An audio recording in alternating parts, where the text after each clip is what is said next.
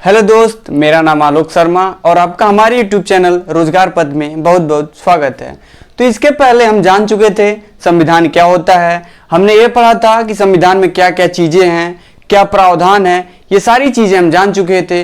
अब हम संविधान को छोटी छोटी इकाइयों में पढ़ते चलेंगे कि आखिर अनुच्छेद कौन कौन से होते हैं, कितने अनुच्छेद होते हैं, उसमें महत्वपूर्ण कौन से हैं, एग्जाम्स में जो बार बार आते हैं वो क्या हैं, भाग कौन से हैं, ये सारी चीज़ें हम छोटी छोटी इकाइयों से पढ़ेंगे। तो हम आज सबसे पहले टॉपिक लिए हैं मौलिक अधिकार।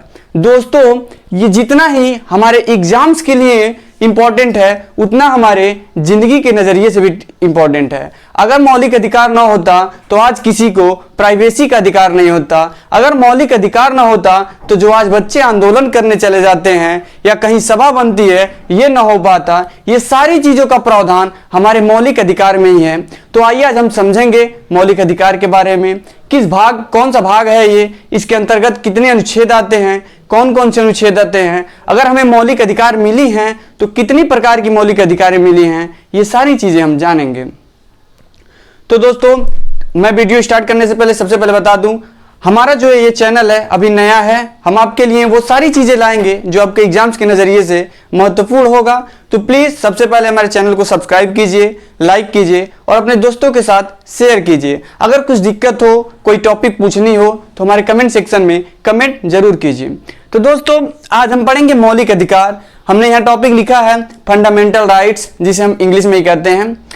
सबसे पहले बात बता दें, हम जो मौलिक अधिकार है वो अमेरिका यानी यूएसए के संविधान से लिया गया है। हमारे जो संविधान निर्माणकर्ता थे वो यूएसए के संविधान से मौलिक अधिकार का कॉन्सेप्ट लिए हैं, उसे उठाकर हमारे संविधान में रखे हैं। तो मौलिक अधिकार है वो हमारे भाग 3 है और जो अनुच्छेद है इसके अंदर 12 से लेके अनुच्छेद 35 तक आते हैं। तो हम सबसे पहले आपको अभी बताए हैं कि मौलिक अधिकार, तो मौलिक अधिकार हमें जरूरत क्यों पड़ी। तो जो उस समय थी जब हमारा देश आजाद हुआ तो उस समय भारत की लोगों की जो दशा थी वो दयनीय थी, इतनी अच्छी नहीं थी कि कोई अपने लिए लड़ सके। ऐसा नहीं था कि अगर कोई जमींदार है, गांव में जमींदारी प्रथा चलती थी, अगर उनसे बंधुआ मजदूरी कराता है तो वो अपने लिए लड़ सके। इसीलिए संविधान में हमारा मौलिक अधिकार लाया गया और उस मौलिक अधिकार में हमें शोषण के विरुद्ध भी अधिकार दिया गया कि कोई भी व्यक्ति किसी दूसरे से बंधुआ मजदूरी नहीं करा सकता है। यानी ये सारी चीजों का जो भी कॉन्सेप्ट मिलता है, अगर हम आजादी से घूमते हैं, पहनते हैं, खाते पीते हैं, तो ये सारी चीजें की आजादी हमें मौलिक अधिकार ही देता है। तो सबसे पहले हम बता दें जो वर्तमान में मौलिक अधिकारों की संख्या है ये 6 है। आइए जानते हैं इनको। जो पहला मौलिक अधिकार है समता का अधिकार है, जो अनुच्छेद 14 से लेके 18 तक है। दूसरा मौलिक अधिकार स्वतंत्रता का अधिकार है, जो अनुच्छेद 18 से लेके 22 तक है। तीसरा शोषण के विरुद्ध अधिकार है, जो अनुच्छेद 23 से 24 तक है। चौथा धार्मिक स्वतंत्रता का अधिकार है, जो अनुच्छेद 25 से 28 तक है। पांचवा संस्कृत एवं शिक्षा का अधिकार है, जो अनुच्छेद 29 से लेके 30 तक है। और छठवां संवैधानिक उपचारों के उपबंध का अधिकार, जो अनुच्छेद 32 है। लेकिन अगर आप पढ़ते होंगे तो आपको कई जगह मिला होगा कि हमारे मूल संविधान में 7 मौलिक अधिकार हुआ करते थे। तो ऐसा तो नहीं है कि अभी ये 6 ही मैंने लिखवाया, एक मैंने छोड़ दिया। नहीं दोस्तों, मैंने छोड़ा नहीं है। जब हमारा 7वां संविधान संशोधन हुआ तो हमारा एक 7वां मौलिक अधिकार भी होता था संपत्ति का अधिकार, जिसे अब हटाकर अनुच्छेद 300A में विधिक अधिकार बना दिया। चलिए हम कुछ इस पर डिस्क्राइब कर लें कि आखिर संपत्ति का अधिकार क्या था। जैसे मान लीजिए अगर आपके गांव में कोई नेशनल हाईवे बनती है, कोई रोड बनती है, तो आप देखते होंगे रास्ते में कुछ घर आते हैं या कुछ गैर कब्जा किए गए जमीनें आती हैं, तो उन पे सरकार लेके मुआवजा देके उस पे रोड बनवा लेती है। लेकिन अगर यही संपत्ति का अधिकार हमारा मूल अधिकार होता तो क्या सरकार इसमें हस्तक्षेप कर सकती? नहीं, हमारे मूल अधिकार को कोई छीन नहीं सकता है। यहां तक कि सुप्रीम कोर्ट का जो मुख्य न्यायाधीश है वो भी आपके मौलिक अधिकारों को रोक नहीं सकता है। ये बातें याद रखिएगा। इसीलिए संपत्ति के अधिकार को हटा दिया गया कि मान लीजिए अगर रेल लाइन बिछ रही है, सरकार को जरूरत है कि हमें इस रेल लाइन को बिछानी है और रास्ते में कुछ घर पड़ रहे हैं, तो सरकार को तो वो तोड़नी ही पड़ेगी, उनका मुआवजा देना ही पड़ेगा। लेकिन अगर आपका ये मौलिक अधिकार होता तो आप उसे सरकार को देने से मना कर देते हैं, जिसके कारण वो काम रुक जाता, वो सार्वजनिक कार्य रुक जाता। इसी को देखते हुए 7वें संविधान में हमारा जो 7वां मौलिक अधिकार था, संपत्ति का अधिकार, उसे हटाकर 300A में विधि का अधिकार बना दिया गया। तो इस कॉन्सेप्ट के क्लियर रखिएगा। अगर एग्जाम में पूछ ले मूल संविधान में कितने मौलिक अधिकार थे, तो 7 थे। अगर पूछ ले वर्तमान संविधान में कितने मौलिक अधिकार है, तो बताइएगा 6। तो चलिए हम इसको थोड़े डिस्क्राइब करते हैं। समता का अधिकार, समता का अधिकार में कई तरह की समानताएं आ जाती है, जैसे आपके कानूनी समता आ जाती है। अगर किसी विधि के समझ हैं तो उसमें समानताएं होनी चाहिए। अगर आप किसी नौकरी को पाते हैं तो वहां सभी लोगों को समान होना चाहिए। ऐसा नहीं है कि किसी को ज्यादा छूट मिले, किसी को कम मिले, कोई अलग से रिजर्व हो, ऐसा नहीं हो सकता है। यही हमारा अनुच्छेद 16 भी कहता है, लोक नियोजन में अवसर की समानता। दोस्तों हम अनुच्छेद भी पढ़ेंगे, मैंने सोचा पहले ये आपको समझा दें कि कौन कौन से अधिकार होते हैं। इसके बाद एक एक अनुच्छेद के बारे में जानेंगे कि मौलिक अधिकार में कौन से अनुच्छेद हैं, उन अनुच्छेदों में क्या प्रावधान है। तो हम ये सारी चीजें जान चुके हैं। हमारे 6 मौलिक अधिकार होते हैं। बता इसका एक ट्रिक भी याद रखिएगा, समता ने स्वतंत्रता को शोषण के विरुद्ध धर्म की शिक्षा देकर संवैधानिक उपचारों का उपबंध किया। ये वैसे ट्रिक नहीं कह सकते, लेकिन याद करने का एक कॉन्सेप्ट है, याद रखिएगा। समता ने स्वतंत्रता को शोषण के विरुद्ध धर्म की शिक्षा देकर संवैधानिक उपचारों का उपबंध किया। इसे याद करेंगे तो आपको ज्यादा आसानी से याद हो जाएंगे। तो सारी चीजें हमने पढ़ ली, एक बार रिवीजन कर लेते हैं। अगर एग्जाम से पूछ ले कि जो आपका मौलिक अधिकार है वो किस देश के संविधान से लिया गया, तो आपका आंसर होना चाहिए अमेरिका या यूएसए के संविधान से लिया गया। अगर पूछ ले जो मौलिक अधिकार है वो आपके संविधान के किस भाग में प्रावधानित है, तो आपका आंसर होना चाहिए मौलिक अधिकार भाग 3 है। अगर पूछ ले कि मौलिक अधिकार के अंतर्गत अनुच्छेद कहां से कहां तक आते हैं, तो आपका आंसर होना चाहिए अनुच्छेद 12 से लेके 35 तक। फिर पूछ ले कि मौलिक अधिकार में हम भारतीयों को कितने प्रकार की अधिकार दिए गए हैं, तो आपको आंसर होना चाहिए हमें 6 प्रकार के अधिकार दिए गए हैं, जो निम्न है। आप इसे याद रखिएगा। इसके बारे में हम आपको बताते हैं कौन कौन से अनुच्छेद हैं, कौन कौन से अनुच्छेदों में क्या प्रावधान है, हमें किस प्रकार के अधिकार हैं। ये सारी चीजें हम अपने अनुच्छेदों में पढ़ेंगे। तो दोस्तों हमने मौलिक अधिकार के बारे में सारी चीज पढ़ ली थी। मौलिक अधिकार में कितने प्रकार के अधिकार पाए जाते हैं ये भी हमने पढ़ ली थी। तो हमने इससे बताया था कि अब इसके बारे में हम एक एक अनुच्छेद पढ़ेंगे कि किस अधिकार में कौन कौन से अनुच्छेद आते हैं। तो हम सबसे पहले आपको बताए थे समता का अधिकार, जो अनुच्छेद 14 से 18 तक है। हम यही से लेके स्टार्ट करते हैं। तो आप देख सकते हैं कि आपके अनुच्छेद 14 में लिखा हुआ है विधि के समक्ष समता का अधिकार। यानी इसका मतलब क्या हुआ, यानी न्याय में या आप किसी भी कोर्ट में जाएं या कहीं भी आप जाएं, विधि का मतलब होता है कानून, यानी कानून के नजरों में सारे लोग समान हैं, किसी के साथ असमानता नहीं की जा सकती। अगर कोई कर रहा है तो इसके बाद इस यार थोड़ा की काटे पड़ी, कई चीज गलती बोल दे, छोड़ो वही रह दो दोस्तों। तो इसके पहले हमने मौलिक अधिकारों के बारे में सारी चीजें जान ली थी। हमने मौलिक अधिकार में कितने अधिकार होते हैं ये भी जान लिया था। उसके बाद मैंने बताया था कि अब हम जो मौलिक अधिकार हैं उसके अधिकार जो हैं, जैसे मैंने बताया था समता का अधिकार, स्वतंत्रता का अधिकार, शोषण के विरुद्ध अधिकार, धार्मिक स्वतंत्रता का अधिकार, धार्मिक शिक्षा एवं संस्कृति का अधिकार, और लास्ट में बताया था संवैधानिक उपचारों के उपबंध का अधिकार। तो उसके बाद मैंने बताया था कि इन सारे अधिकारों के अंतर्गत अनुच्छेद आते हैं। अब हम उन्हीं अनुच्छेदों से स्टार्ट करेंगे कि कौन कौन से अनुच्छेद में क्या प्रावधान है, या फिर हमें कौन कौन सी शक्तियां मिली हैं, कौन कौन सी स्वतंत्रता मिली है, जिसके लिए हम इसको समझेंगे अच्छे से। तो आइए, सबसे पहले हमने लिया समता का अधिकार, जो अनुच्छेद 14 से लेके 18 तक है, जिसमें अनुच्छेद 14 क्या कहता है, विधि के समक्ष समता का अधिकार।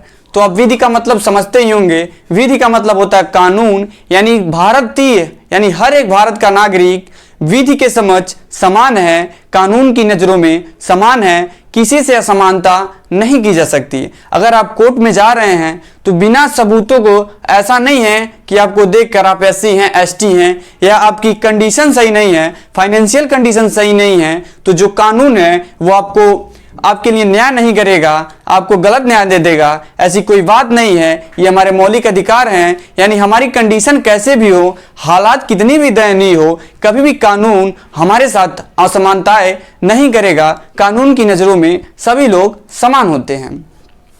आपका अनुच्छेद 15 कहता है केवल मूल वंश, जाति, धर्म और जन्म स्थान के आधार पर विभेद जो होता है उस पर रोक। इसका मतलब क्या होगा?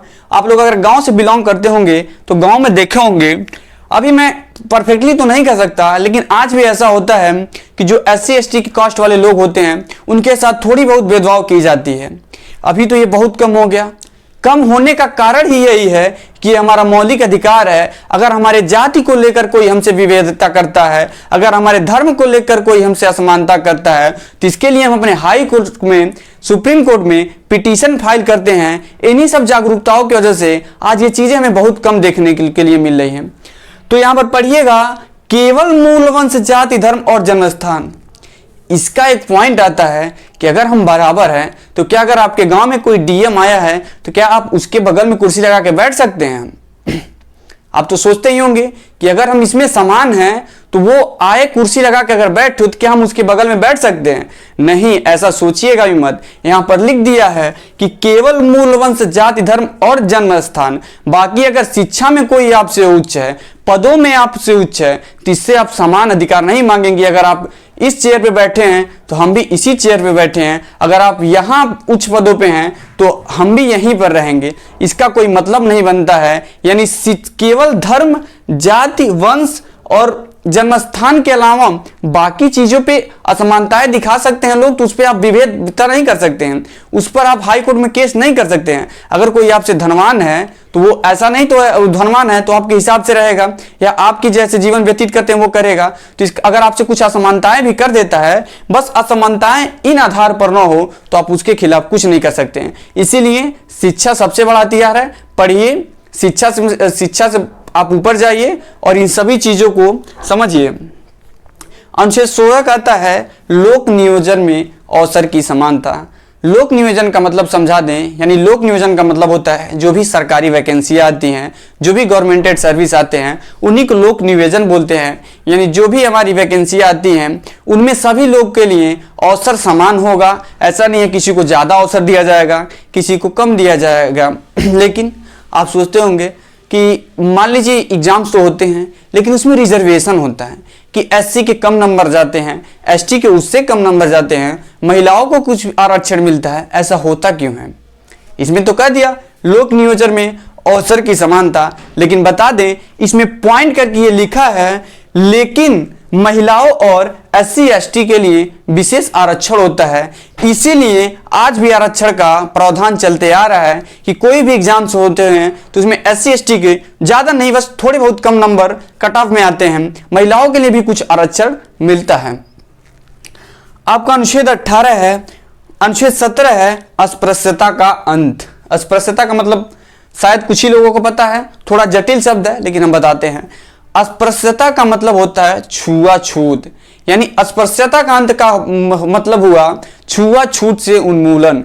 आप देखते होंगे, सुने भी होंगे गांव में कि जो पहले के टाइम था उसमें ये बहुत ज्यादा प्रचलित था।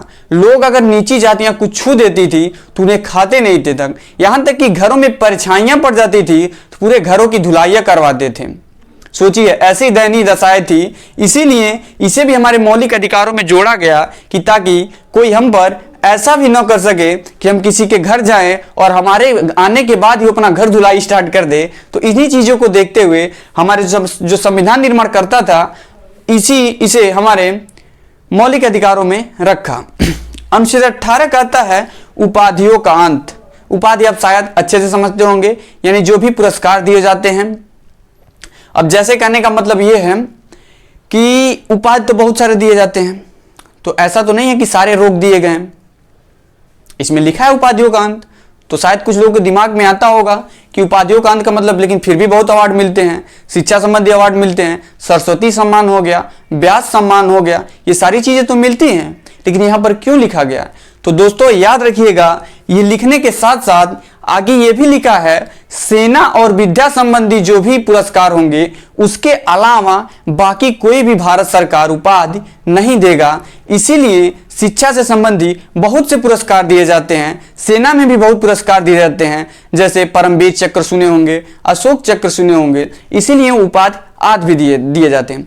एक चीज नोटिस कीजिएगा, मान लीजिए हमारे कुछ भारतीय लोग होते हैं, उन्हें विदेश में भी पुरस्कार मिलता है। जैसे आपके करंट का क्वेश्चन हो गया, अभी फ्रांस के सर्वोच्च नागरिक का पुरस्कार हमारे जो नेता हैं शशि थरूर को दिया गया। तो दिया गया तो ऐसा तो नहीं है वो बुलाए चले गए। तो देखिएगा, ध्यान रखिएगा, अनुच्छेद 18 में पॉइंट करके ये भी प्रावधान है कि कोई भी अगर व्यक्ति जिसे विदेश से अवार्ड मिलते हैं, पुरस्कार मिलते हैं, तो बिना राष्ट्रपति की अनुमति से वो उस पुरस्कारों को ग्रहण नहीं कर ले सकता।